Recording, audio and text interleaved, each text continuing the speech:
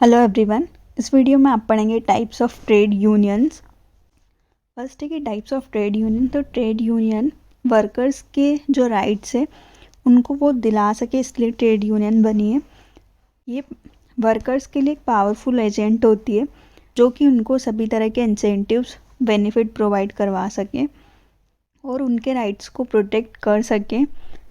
इसके साथ ही उनको एम्प्लॉयमेंट से रिलेटेड कोई भी इशू है तो उसको वो सॉल्व करवाती है। प्रोडक्शन के नॉर्म्स, नए प्रोडक्ट को इंट्रोड्यूस करना, टेक्नोलॉजी में चेंजेस, इन सारे इशूज़ से डील कर सकें। तो ये कुछ टाइप्स है ट्रेड यूनियन के। फर्स्ट है क्राफ्ट यूनियन, सेकंड है इंडस्ट्रियल यूनियन, थर्ड है जनरल यूनियन, फोर्थ है लेबर यूनियन, फिफ्थ है blue collar workers union, next है white collar workers union, next reformist union and last friendly or uplift union. अब हम इन सभी trade unions को detail में देखते हैं। फर्स्ट है क्राफ्ट यूनियन। यूनियन जो कि वर्कर सेम क्राफ्ट के या फिर सेम स्पेशलाइज्ड स्किल से बिलोंग करते हैं, उनका सेम एक्यूपेशन है, उनके रिस्पेक्ट में ट्रेड यूनियन बनती है कि सेम स्पेशलाइजेशन एरिया वाले लोगों का ट्रेड यूनियन बनता है। फॉर एग्जांपल मैकेनिस्ट है जो कि डिफरेंट इंडस्ट्रीज़ में वर्क करते हैं, तो ये सिर्फ मैकेनिस्ट का हो गया कि वो जितनी भी डिफरेंट इंडस्ट्रीज़ के मैकेनिस्ट हैं उन सभी लोगों ने मिलके एक यूनियन बनाया है। सेम तरीके से इलेक्ट्रिशियन हो सकते हैं, कारपेंटर्स हो सकते हैं, टनल्स हो सकते हैं, जो कि अपने सेपरेट यूनियंस बना सकते हैं। ट्रेड यूनियन ओपन रहता है जो कि सर्टेन ट्रेड या स्किल से बिलोंग करते हैं, like air India navigator union. तो सेम स्किल सेम ऑक्यूपेशन वाले लोगों का ये यूनियन होता है। इसका मेन ड्रॉबैक है कि ये स्ट्राइक्स होने पे क्राफ्ट यूनियन पूरे ऑर्गेनाइजेशन को पैरालाइज कर देते हैं, क्योंकि ये जो कुछ लोग होते हैं वो स्पेशलाइज होते हैं उस एरिया में। और जनरली जो भी टेक्नोलॉजी यूज़ कर रहे हैं ऑर्गेनाइजेशन में, वो लोग कुछ स्पेशलाइज्ड होते हैं, उनके पास ही ये स्किल्स होती है कि वो उस काम को कर सकें। अगर वही स्ट्राइक कर देते हैं तो ऑर्गेनाइजेशन का काम कैसे चलेगा, क्योंकि बहुत लिमिटेड लोग होते हैं। नेक्स्ट सेकेंड है इंडस्ट्रियल यूनियन। ये इंडस्ट्री के बेसिस पे यूनियन बनता है। फॉर एग्ज़ाम्पल कि अगर सीमेंट की इंडस्ट्री है, उसी के सभी लोगों ने डिसाइड किया कि यूनियन बनाना है जो कि डिफरेंट क्राफ्ट से बिलोंग करते हैं, तो ये हो गया इंडस्ट्री यूनियन कि सीमेंट की कंपनी के वहीं के जितने भी काम करने वाले लोग हैं उन्होंने मिलके यूनियन को बनाया है। इंडस्ट्री यूनियन ओपन रहता है सभी मेंबर्स के लिए। एग्जाम्पल गिरनी कामगार यूनियन एट बॉम्बे। इस टाइप की यूनियंस इनकरेज करती है वर्कर सॉलिडिटी को, और ये नेगोशिएट इजीली कर सकते हैं क्योंकि ये सिंगल एग्रीमेंट में सारे वर्कर्स पर्टिकुलर इंडस्ट्री के जुड़े होते हैं। इसका मेजर ड्रॉबैक है कि इस यूनियन में स्किल्ड वर्कर फील करते हैं कि वो स्पेसिफिक डिमांड को रख रहे हैं, और जो अनस्किल्ड वर्कर है वो उस चीज़ को समझ नहीं पा रहे हैं और वो उस चीज़ को उस तरीके से नहीं रख पाते। क्योंकि ये पूरे इंडस्ट्री का यूनियन है तो इसमें स्किल्ड और अनस्किल्ड सभी लेवल्स के लोग जुड़े होते हैं। ये था इंडस्ट्री यूनियन। अगर आपको ये वीडियो पसंद आए तो प्लीज़ लाइक कीजिए, सब्सक्राइब कीजिए चैनल को। वो बेसिक ट्रेड यूनियन का मीनिंग, ऑब्जेक्टिव, डेफिनेशन, बेनिफिट्स आप पहले के वीडियो में देख सकते हैं। नेक्स्ट है जनरल यूनियन। इस टाइप की यूनियन सारे मेंबर्स के लिए क्राफ्ट और इंडस्ट्री हो पर्टिकुलर रीजन या सिटी के अकॉर्डिंग ओपन रहती है। फॉर एग्जांपल कि हम बात करें एमपी, तो यहाँ पे क्या एमपी की यूनियन है, तो इसमें एमपी में जितने लोग काम कर रहे हैं, जितने लोग यहाँ रहते हैं, वो इस यूनियन का पार्ट हो सकते हैं।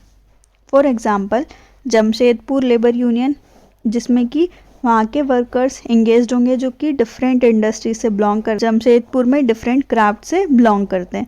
इसमें कोई भी डिफरेंस नहीं होता है स्किल्ड और अनस्किल्ड वर्कर्स में, सिर्फ ये फोकस करता है पर्टिकुलर एरिया के अकॉर्डिंग कि उस एरिया से आपको बिलोंग करना चाहिए। नेक्स्ट है लेबर यूनियन। ये यूनियन मेंबरशिप ओपन रहती है सारे वर्कर्स के लिए, उनके ऑक्यूपेशन, स्किल, इंडस्ट्रीज़ के अकॉर्डिंग। इसकी एक फिलॉसफी होती है कि सारे वर्कर्स का कॉमन स्टेटस होता है, उनकी कॉमन नीड होती है, तो सारे लोग मिलके म्यूचुअली एक दूसरे की हेल्प कर सके। इसमें क्राफ्ट और इंडस्ट्रियल यूनियन दोनों आती हैं। ती होती है लेबर यूनियन, जो कि वर्कर्स की यूनियन होती है। वो सोचते हैं सारे वर्कर्स को एक ही जैसे इशू होते हैं, एक जैसी प्रॉब्लम आती है, तो वो सब एक दूसरे की हेल्प कर सके, इसलिए ये यूनियन फॉर्म होती है, जिसको बोलते हैं लेबर यूनियन। ये बेसिकली ऑपरेशनल या मशीन पे वर्क करने वाले वर्कर्स को तो वो लोग इसका पार्ट बनते हैं। नेक्स्ट है ब्लू कॉलर वर्कर्स यूनियन। की blue collar workers union usually employees के लिए हो रही है जो कि ऑपरेटिंग जॉब परफॉर्म करते हैं, जो कि मशीन्स पे ऑपरेशन करते हैं, प्रोडक्शन से रिलेटेड, अलाइड डिपार्टमेंट से रिलेटेड।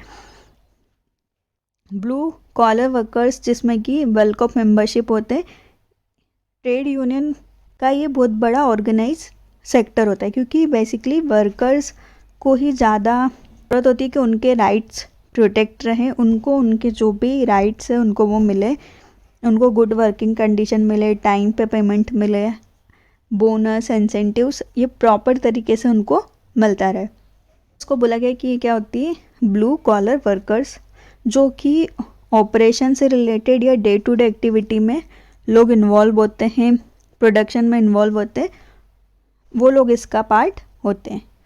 नेक्स्ट है वाइट कॉलर वर्कर्स यूनियन। ये यूनियंस ऑफिस के स्टाफ्स के लिए होती है, शॉप फ्लोर के लिए, जो कि परफॉर्म करते हैं डेस्क जॉब को। वाइट कॉलर की कैटेगरी में आते हैं executives, manager, professionals, administrators, supervisors, clerk. और बेसिकली कौन से एरियाज़ में होती है, बैंक में, service sector, insurance companies, BPOs, software organisations, central and state government offices, जहाँ पे कि प्रोफेशनल्स लोग, एजुकेटेड स्किल्ड लोग काम करते हैं। इसके मेंबर्स एजुकेटेड होते हैं, मैच्योर होते हैं, अवेयर होते हैं उनकी कैपेसिटी कितनी, उनको कितना पे ऑफ ऑर्गेनाइजेशन करेगा उनकी कैपेसिटी के अकॉर्डिंग, और ये बहुत रिजनेबल होती है। प्रिपेयर करता है चार्टर ऑफ डिमांड के लिए। तो होती है वाइट कॉलर वर्कर्स यूनियन। हमने ब्लू कॉलर देखा जिसमें कि वर्कर्स के लिए, ऑपरेशंस वाले लोगों के लिए वो यूनियन होती है, और ये प्रोफेशनल्स, एजुकेटेड, स्किल्ड लोगों के लिए होती है। Next the reformist union. ये यूनियन या तो बिजनेस यूनियन होती है या फिर रिवोल्यूशनरी यूनियंस होती है। तो फर्स्ट आता है बिजनेस यूनियन। इसको ब्रेड एंड बटर यूनियंस भी बोलते हैं, जिसका एम होता है कि इकोनॉमिक इंटरेस्ट को मेंबर की बना के रखे, सिक्योर करके रखे, और ये मेथड, ये कलेक्टिव बार्गेनिंग की मेथड के थ्रू ऑब्जेक्टिव्स को अचीव किया जा सकता है। नेक्स्ट है रिवोल्यूशनरी यूनियन। ये कैपिटलिस्टिक इंडस्ट्री के अपोज में होती है, ताकि उसको रिप्लेस कर सके और सोशलिस्टिक सिस्टम को ला सके। ये स्ट्राइक, बॉयकॉट और घेराव जैसी चीज़ें करते हैं, कि किसी को भी ज़्यादा ऊपर ना समझा जाए, कि किसी के पास ज़्यादा अमीर है तो उसको ज़्यादा अमीर ना समझ के सोशलिस्टिक सिस्टम की समाज के लिए सोचे और उसके लिए काम करें, तो सभी को एक जैसा ट्रीट किया जाए। नेक्स्ट लास्ट है फ्रेंडली और अपलिफ्ट यूनियन। इसका मेन एम होता है कि इम्प्रूव कर intellectual, moral and social life को मेंबर्स की। ये यूनियन नॉट क्राफ्ट कॉन्शियस होती है, बल्कि वर्कर्स के इंटरेस्ट पे फोकस करती है। ये आइडियलिस्टिक होती है नेचर से, और ये बिलीव करती है कि इंस्टीट्यूशन के कलेक्टिव बार्गेनिंग पे, कॉरपोरेट एंटरप्राइजेस के सेटअप पे, म्यूचुअल इंश्योरेंस पे, प्रॉफिट शेयरिंग पे, इन सभी चीज़ों पे ये ध्यान रखती है। जैसे कि वर्ड फ्रेंडली से समझ में आ रहा है कि वर्कर्स के इंटरेस्ट को प्रोटेक्ट करना। तो इस वीडियो में आपने पढ़ा craft union, industry union, general union, labour union, blue collar, white collar, reformist और फ्रेंडली। अगर आपको ये वीडियो पसंद आए तो प्लीज़ लाइक कीजिए, सब्सक्राइब कीजिए चैनल को। Thank you.